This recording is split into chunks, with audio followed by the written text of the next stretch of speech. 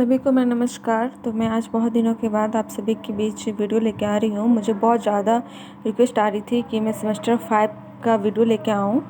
तो चलिए शुरू करते हैं। पहला हमारा सेमेस्टर 5 में पढ़ना है हिंदी आलोचना की परिभाषा, स्वरूप और महत्व। तो चलिए आज जानते हैं हिंदी आलोचना की परिभाषा।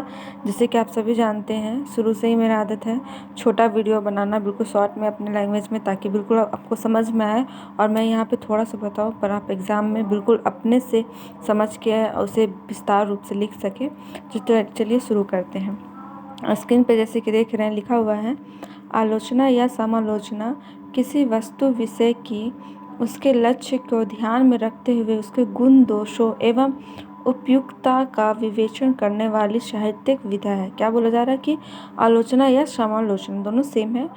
ये दोनों का क्या काम है, मतलब किसी भी वस्तु, ठीक है, या किसी भी विषय की, मतलब किसी वस्तु विषय की उसके लक्ष्य को ध्यान में रखते हुए, मतलब कोई भी चीज़ है या कोई टॉपिक है, उसको उसका क्या लक्ष्य है उसको ध्यान में रखते हुए उसके गुण दोष एवं उपयुक्तता का विवेचन करने वाली साहित्यिक विधा है। मतलब कि अपना भाषा में समझिए कि कोई भी चीज़ है, ठीक है, आप अगर कुछ लिख रहे हैं, ठीक है, या आपका कोई चीज़ आप कुछ बेच रहे हैं, एग्जाम्पल समझ लीजिए, तो उसमें गुण दोष निकालना, मतलब उसका अच्छाई भी और बुराई भी, और प्लस में उसका क्या उपयोग किया जा सकता है उसके बारे में विवेचना करना, मतलब उसके बारे में बातें करना, चर्चा करना कि उसमें क्या गुण है, दोष है और क्या उसके उपयोग है। उसके अच्छाई भी निकलेगा, जिसमें अच्छाई होगा उसका अच्छाई पता चलेगा, जिसमें बुराई होगा उसका बुराई पता चलेगा, और जिसका हम उपयोग कर सकते हैं उसका उपयोग पता चलेगा। उसी तरह से हिंदी आलोचना में जो लिखी जाती थी, ग्रंथ, कहानी, जो भी चीज़ साहित्य में, उसमें लोग उसके गुण दोष को निकालते थे। तो यहाँ तक हमें समझ में आ गया कि आलोचना क्या होती है। आगे क्या है, आगे पढ़ते हैं। इसमें पाठ अध्ययन, विश्लेषण, मूल्यांकन एवं अर्थ निगमन की प्रक्रिया शामिल है। क्या बोला जा रहा है कि इसमें पाठ अध्ययन मतलब किस किस में गुण दोष और उसकी उपयोगिता के बारे में विवेचन की जाती थी। तो देखिए क्या बोलता है कि इसमें पाठ अध्ययन मतलब कि जो खुद से पहले इसमें पढ़ते थे लोग, फिर उसका विश्लेषण करते थे, फिर उसका मूल्यांकन करते थे, फिर क्या एवं अर्थ निगमन की प्रक्रिया शामिल है, फिर उसका अर्थ निकालते थे। तो ये सारा चीज़ प्रक्रिया किया जाता था। आलोचना, किसी भी चीज़ की आलोचना करने से पहले उसका अध्ययन किया जाता था, फिर उसका विश्लेषण किया जाता था, फिर मूल्यांकन किया जाता था, फिर उसका अर्थ निकाला जाता था, तब इसमें आलोचना होती थी। इसके क्या गुण दोष हैं और इसकी क्या उपयोगिता है। आगे है, हिंदी आलोचना की शुरुआत 19वीं सदी के उत्तरार्ध में भारतेंदु युग से ही मानी जाती है। मतलब कि जो हिंदी आलोचना का शुरुआत, हिंदी में जब आलोचना करना जब लेखकों ने जब शुरुआत किया उस टाइम क्या था, 19वीं सदी थी, ठीक है, और ये भारतेंदु युग से ही मानी जाती है। मतलब भारतेंदु युग जब था उसी टाइम से हिंदी आलोचना की शुरुआत हो चुकी थी। चलिए अब आगे देखते हैं।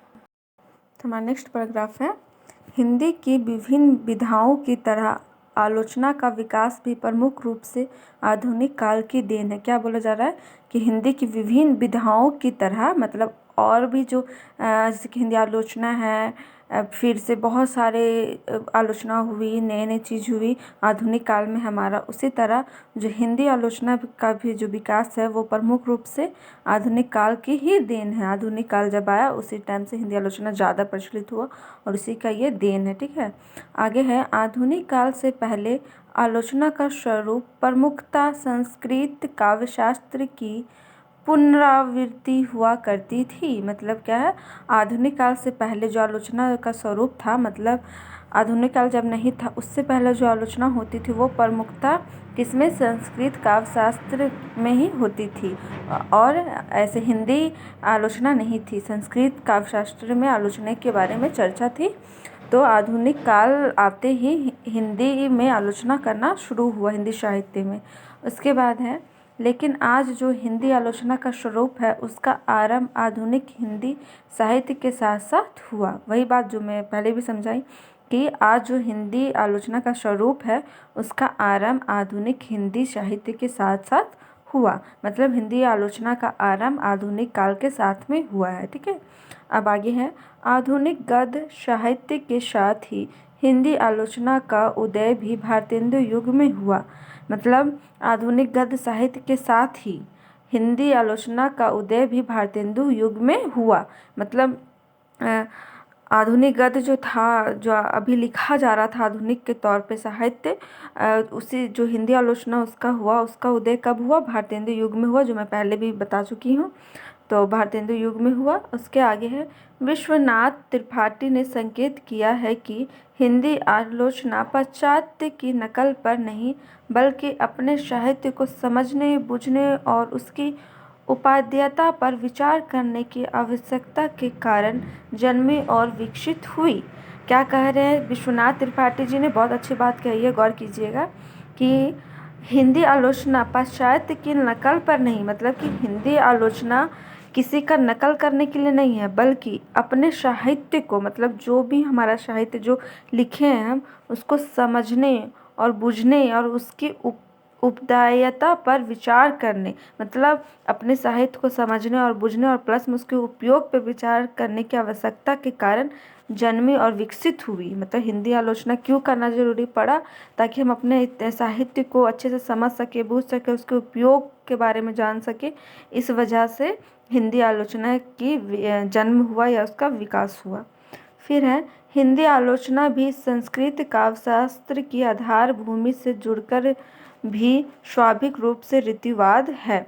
मतलब हिंदी आलोचना जो है, पहले तो संस्कृत काव्यशास्त्र में ही आलोचना होता था, हिंदी आलोचना होती नहीं थी।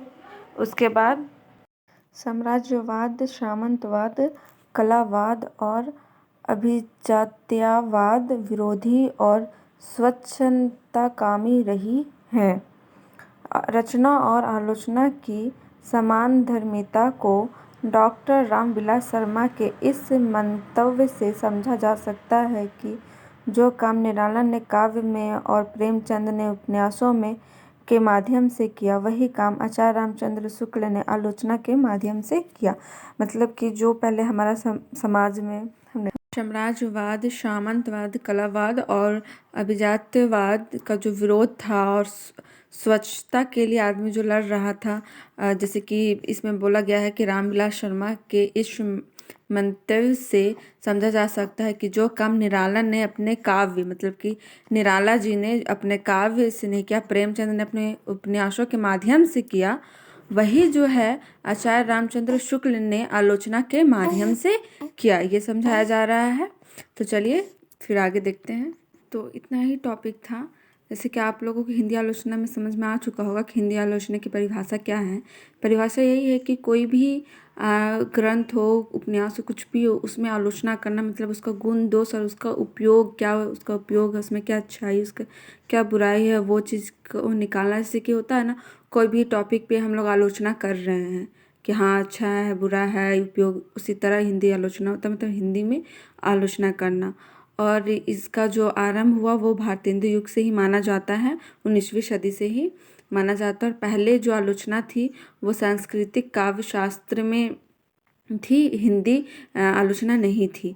परंतु आधुनिक युग में हिंदी आलोचना होना शुरू हुआ और आधुनिक युग का ही देन है हिंदी आलोचना।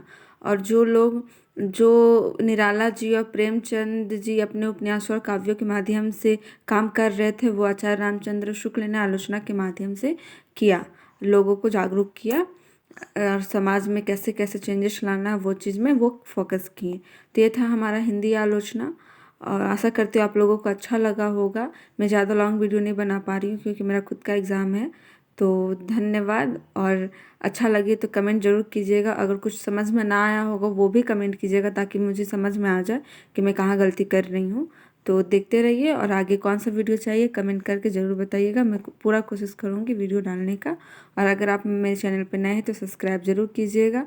मैं आप लोगों से रिलेटिव कमेंट जो आता है उसी के माध्यम से वीडियो बनाती हूँ। तो थैंक यू।